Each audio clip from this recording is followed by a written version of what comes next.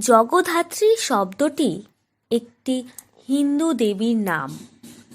শাস্ত্রের অক্ষর দিয়ে এই শব্দটি বিশ্লেষণ করলে দাঁড়ায়, যিনি জগৎকে ধারণ করেন তিনিই জগদ্ধাত্রী। পশ্চিমবঙ্গে প্রথম জগদ্ধাত্রী পুজোর প্রচলন করেন রাজা কৃষ্ণচন্দ্র রায়। রাজা কৃষ্ণচন্দ্র রায়ের এই জগদ্ধাত্রী পুজো প্রচলনের ক্ষেত্রে সুবিশাল ইতিহাস কথিত আছে। সেই সব ইতিহাস কম বেশি অনেকেরই জানা, অনেকেরই অজানা।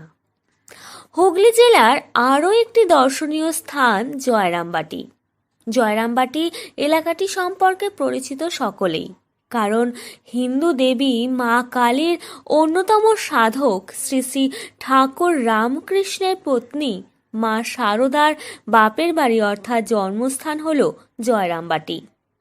কথিত আছে, শারদা দেবীর মা শ্যামা সুন্দরী দেবী অল্প বয়সেই স্বামীকে হারান।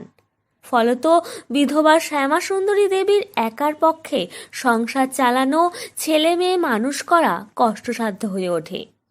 যে কারণে ছেলে মেয়েদের মানুষ করতে শ্যামা সুন্দরী দেবী বাধ্য হয়ে গ্রামের এক আভিজাত্যপূর্ণ ব্রাহ্মণের বাড়িতে ধান ভাঙার কাজে ঢোকেন।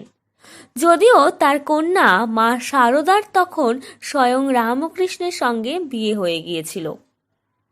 পরবর্তীতে মা শারদা যখন দক্ষিণেশ্বর থেকে বাপের বাড়িতে আসতেন, তখন মা শ্যামা সুন্দরীকে ধান ভাঙার কাজে সাহায্য করতেন। যাই হোক, এটাই ছিল শ্যামা সুন্দরী দেবীর সংসার পরিচালনা। কিন্তু হঠাৎ করে ওই অভাবের সংসারে শ্যামা সুন্দরী দেবী জগদ্ধাত্রী পুজো প্রচলিত করলেন কেন?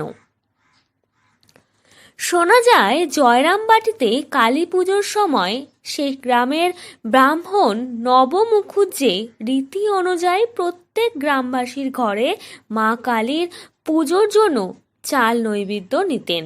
হঠাৎ সে বছর কোনো অজ্ঞাত কারণবশত নব মুখুজ্জে শ্যামা সুন্দরী দেবীর বাড়িতে চাল নৈবেদ্য নিতে অস্বীকার করেন। এই ঘটনায় সাংঘাতিকভাবে মর্মাহত হন শ্যামা দেবী। মর্মাহত হওয়ারই কথা।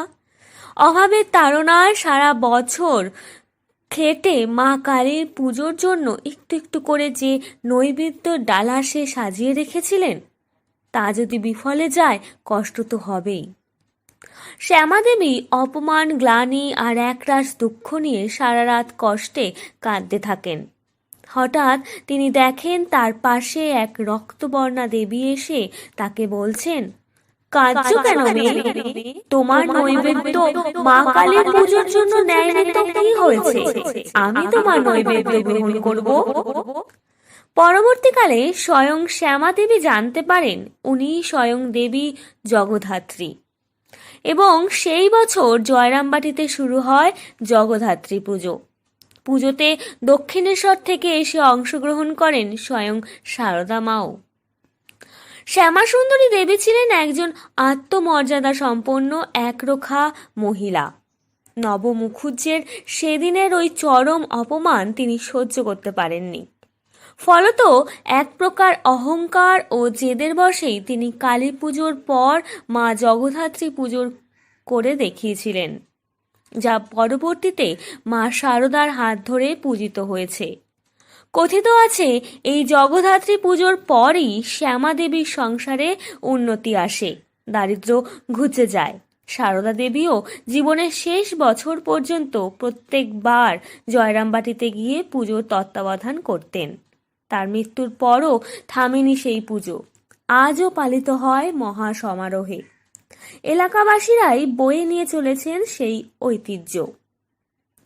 এরকমই সব অজানা গল্প জানতে অবশ্যই চ্যানেলটিকে সাবস্ক্রাইব করুন, এবং আজকের ভিডিওটি যদি ভালো লেগে থাকে তাহলে লাইক, শেয়ার এবং আপনার গুরুত্বপূর্ণ মতামত কমেন্ট করে জানান।